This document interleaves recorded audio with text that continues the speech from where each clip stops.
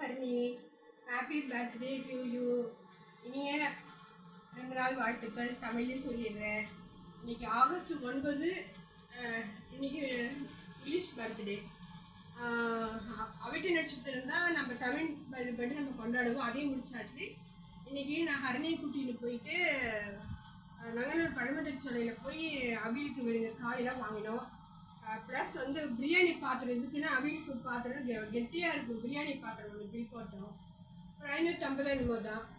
அதுக்கப்புறம் சிஆர்டி வந்து எப்பயும் போல ஒரு 100 மில்லி காயின் ஹரணி வாங்கி கொடுத்தாச்சு. அது நான் வாங்கிவிட அவள் கரெக்டாக கொடுத்துருவாப்பா அவளை குழந்தை.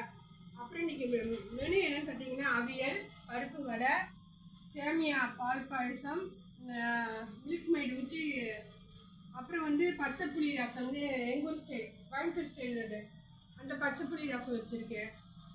தெரிஞ்சிருந்தா இன்னும் ஒரு வெஜிடபிள்ஸ் வாங்கி காய் சாம்பார்லாம் பண்ணியிருக்கேன். திடீர் ப்ரோக்ராம்.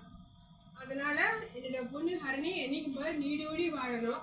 ஒரு சில மிராக்கள் நடந்தது நாங்கள் வெளியே சொல்ல விரும்புகிறது தான். ஆனால் அது வந்து அடிக்கடி ஒரு விஷயம் நடந்துகிட்ருக்கு. அது வெளியே எங்களால் சொல்ல முடியாதுன்னா பைத்தியக்காரிம்பாங்க. எதுக்கு இதெல்லாம்? அவளை வாழ்க்கை ஆத்மாக்கள் வராங்க. அதை எங்களால் உணர முடியுது. என் பொண்ணு நல்லா இருக்குன்னா நூறி வாழணும். எல்லோரும் அவளை ஆசீர்வாதம் பண்ணுங்கள். அதுதான் எங்களோட விருப்பம். நன்றி. வாழ்க வளர்ந்தார்.